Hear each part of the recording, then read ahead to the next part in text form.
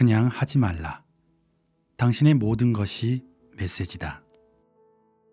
평소 브랜드나 마케팅에 대해서 송기령님의 영상을 보고 많이 배우고 있습니다. 제가 일부러 찾아보진 않았지만 관심 분야이기 때문에 유튜브 알고리즘은 항상 그의 영상을 띄워줍니다. 표지가 책의 주제를 잘 드러내주는 것 같습니다. 얼핏 보면 무작위적인 알파벳 나열인데 노란색 동그라미 안의 알파벳은 바로 책 제목이네요. 최고의 데이터 분석가 송기령님이 바라본 10년의 변화상 그리고 10년의 미래상. 혹시 이 책을 읽어볼까 말까 고민하셨다면 우선 오늘 서문을 듣고 판단해 보시길 바랍니다.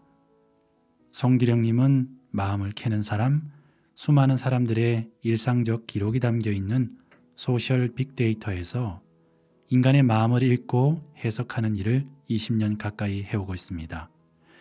나아가 여기에서 얻은 다양한 이해를 여러 영역에 전달하는 작업을 진행 중입니다. 우리가 일상적으로 행하는 SNS, 온라인상의 모든 데이터들은 쌓이고 쌓여 빅데이터가 되고 곧 내가 어떤 생각을 하는지 나는 어떤 사람인지를 드러내줍니다. 우리가 하는 행동 하나, 생각 하나, 우리가 우리 자신을 표현하는 모든 것을 그냥 하지 마라. 당신의 모든 것이 메시지다라는 이야기를 하고 있습니다. 자, 그럼 서문을 낭독하겠습니다. 우리는 미래를 보았었다. 2010년대 초반에 한국에 소개된 레트로한 디자인의 유럽산 냉장고는 가격이 비싼 데다 뛰어난 성능을 내세우지 않았음에도 한국에서 큰 사랑을 받았습니다. 1인 가구 증가, 온라인 집들이 등 새로운 정보 전파 방식 등장, 디자인과 라이프 스타일 중시 등의 변화는 전통적인 백색 가전에도 새로운 기준을 제시하게 되었습니다. 경제 발전 속도의 기울기가 완만해지고 삶의 질에 대한 욕구가 커지면서 자신의 삶을 돌아보게 된 사람들은 가족과의 관계나 라이프 스타일에 대해서도 무작정 따르기보다는 다시 생각해보며 새로운 기준을 만들어가기 시작했습니다. 환경 변화에 적응하고자 하는 개인의 변화는 생명체가 생존하기 위해 노력하는 치열한 과정과 다르지 않습니다. 이를 자세히 관찰하면 어떤 방향으로 적응해야 할지 이해할 수 있습니다. 제가 하는 일이 이것입니다.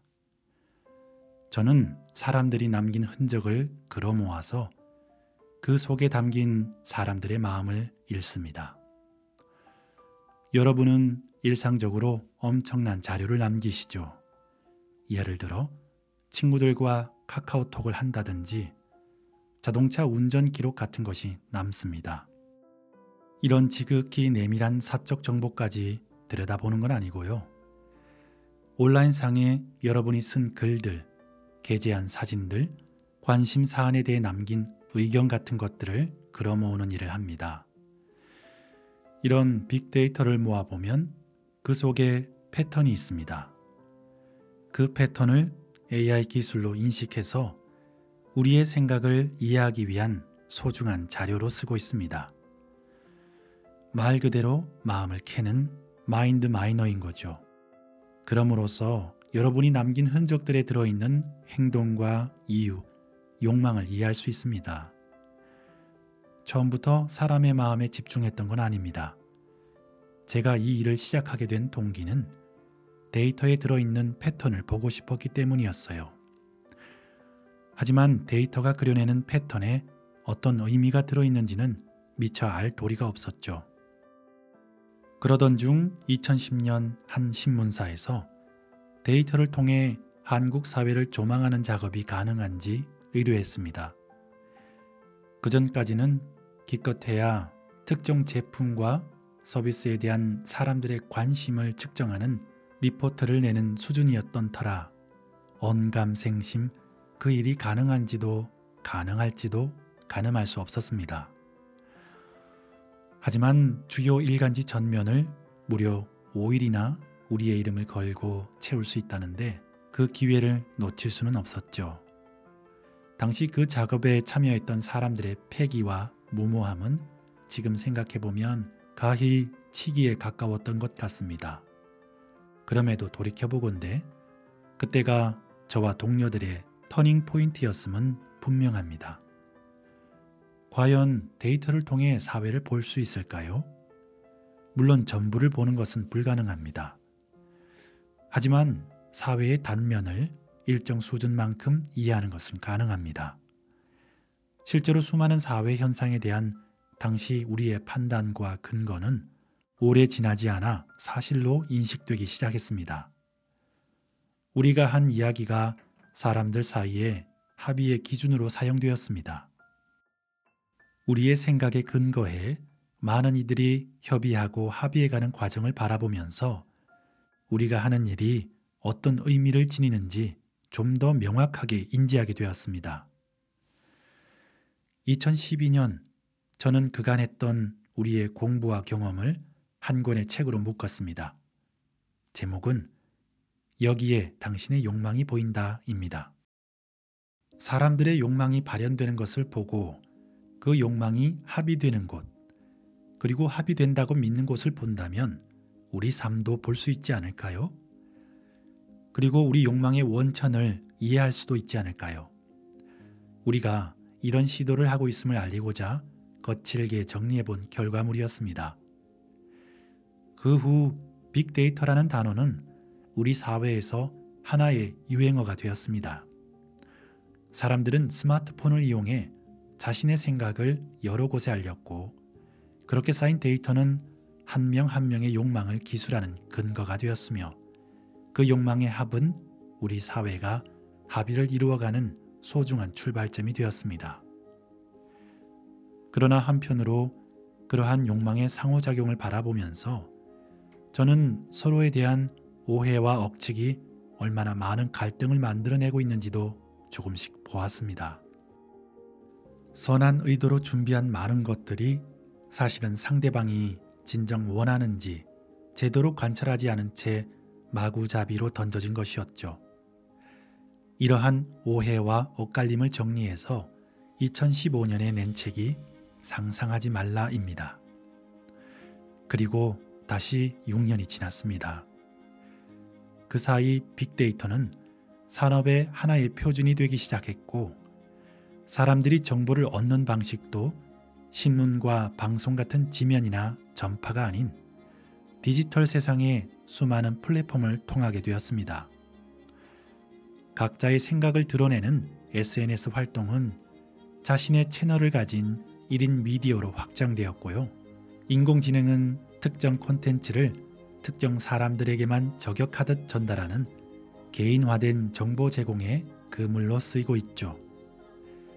저와 동료들은 사람들의 생각이 어떻게 변화하고 확산되는지 꾸준히 측정하고 관찰해가며 새로운 시대의 합의가 어떻게 형성되어 가는지 차츰 이해하게 되었습니다. 그러던 중 흥미로운 현상이 곳곳에서 목격되었습니다.